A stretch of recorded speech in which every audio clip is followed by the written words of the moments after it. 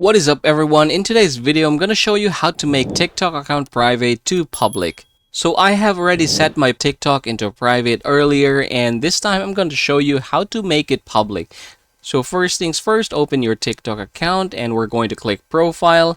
And after opening my profile, you can see immediately here at the top, it says their private account, and we're going to make this one public. So to do that, we're going to hit this horizontal three lines here at the top, and we're going to tap settings and privacy, and you should be able to see their privacy. Tap on that as well, and there you go. So here, first option, it says the private account because I've already set this again earlier into private account. So here with a private account, only users you approve can follow you and watch your videos. Your existing followers won't be affected. So in order to disable this one, I'm just going to toggle this off, and there you go. Switch to public account. So these are the things that will happen if you are going to set your account to public.